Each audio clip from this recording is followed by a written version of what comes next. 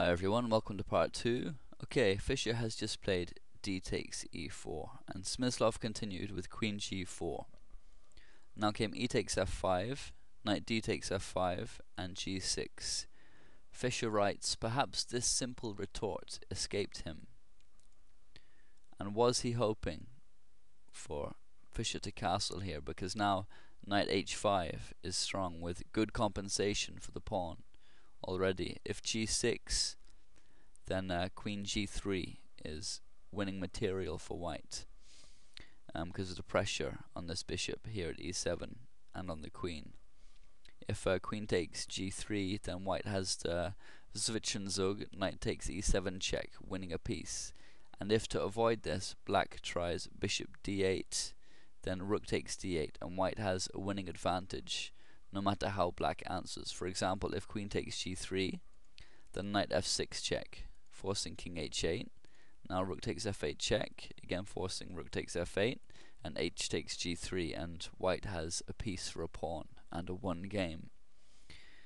Of the game continuation, g6, Fischer writes, the rest of the game is, if one may use that hackneyed phrase, a matter of technique. Black's a pawn ahead with a better game to boot. Play continued, knight takes e7, and not knight h6, or now comes bishop c8. After queen h4, bishop takes h3, queen takes h3, bishop takes g5, with an even bigger advantage than before.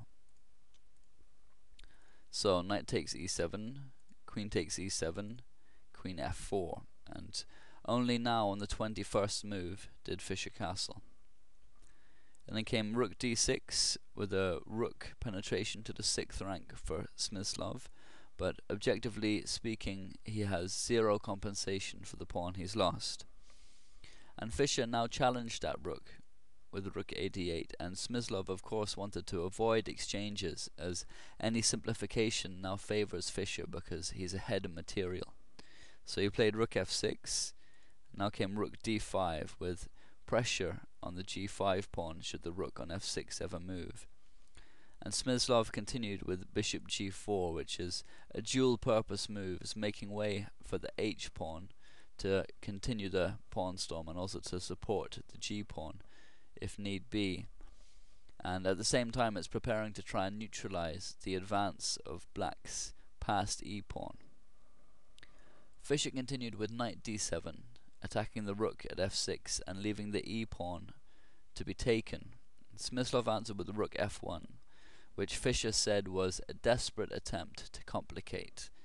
Smyslov was wise not to take the pawn, as no matter how he did, it was better for black. For example, if knight takes e4, then rook d4 pins the knight against the queen and wins a piece. White's best hope is bishop takes d7, but after queen takes d7, he has no way to avoid the loss of the knight. If knight c5, then queen d5, attacking the rook, is winning. And alternatively, he could have taken the pawn with the queen at the beginning of the sequence there, instead of the knight. If queen takes e4, now rook d1 check, simply, is winning. After rook takes d1, bishop takes e4, bishop takes d7, and bishop b7. And as we saw in the game against Keres, the queen will be superior to the rook and minor piece in this position. Black has a winning advantage already. It's about a pawn and a half ahead. So, anyway, Smyslov wisely declined that, and he played rook f1 instead. And e3 is how Fischer continued, and not, it should be noted, with knight takes f6, because now white is easily winning after g takes f6, and if, for example, queen e5, then queen h6 wins for white. Fritz gives the defense after g takes f6, g5, but now f takes c7, g takes f4, e takes f8 queen, king takes f8, knight takes e4, and white is winning easily.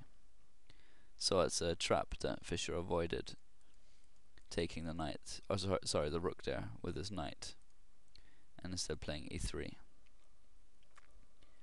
Play continued b3 and rook d2, which Fritz gave an exclamation mark, and Now black is threatening knight takes f6, and after g takes f6, queen c5, with mating threats, queen takes c2, and the white king being mated. So in order to deal with that, Smyslov would have to play rook c1, and black would have queen d4, and he can avoid getting mated, basically, is the main point to bear in mind on g7, as we saw before there with the queen coming down and mating on g7.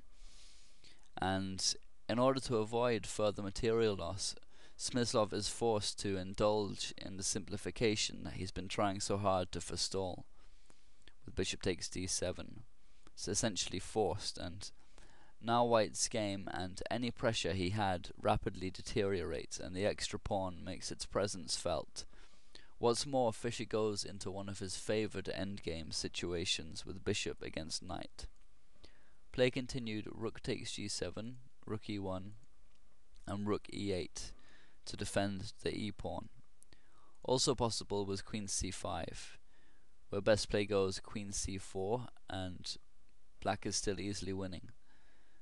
Again, taking the pawn is bad. If queen takes e3, now rook d1 check, forces king b2, queen c3 check, again forcing queen takes c3, but now b takes c3 check, king takes e3, rook takes e1, and black wins. And taking with the rook instead also loses. If rook takes e3, now rook d2, with mating threats, forcing c4, but now b takes c3, and black is over 6 pawns ahead, the main threat being rook b2 check, followed up with queen a3. In any case, it's totally lost for white, so that was another interesting continuation. But Fischer kept everything solid with rook e8. Then came h4 and queen c5, threatening queen c3, which would be dire for white. It's going to threaten the rook here on e1, so it's going to be played with tempo and followed up with rook d2. It's going to be crushing, and plus it's going to be eyeing the queening square for this for the e-pawn. So Smyslov was forced to stop that with the horrible move queen c4, doing serious damage to white's pawn structure after queen takes c4 and b takes c4, resulting in 3 isolated and 2 doubled pawns. And Fischer continued with rook d4, forking the c and h pawns. Here he wrote, "Now black hacks away unmercifully." Play continued, c5, rook takes h4, c6, bishop c8, rook d6, and rook c4, ensuring that there's no c7 and rook d8 threats. So king b2, king g7, king b3, attacking the rook. So rook g4, which is forking the knight and the g-pawn. So knight e2, but Fischer didn't snap the pawn up just yet, aiming instead to simplify with the rook e6, and Smyslov doubled rooks on the d-file with the rook ed1. If instead rook takes e6, bishop takes e6 check, king b2, and rook c4 picks up the c-pawn, which is white's only glimmer of hope. So rook ed1, now rook g2, attacking the knight and allowing the rooks to be forked with knight f4, but it's okay because Fischer can now take on d6. And after rook takes d6, as rook d2, so again not taking the g-pawn because it's better to challenge white's control of the d-file, and in fact there's only one decent move for white here, which is d3 for his rook. And here Fischer wrote that Smyslov could have reasonably resigned at this point if the game had been adjourned at 40 moves, as was usual, but both of them had been playing quickly and still had a fair amount of time left. Okay, that's the end of part 2.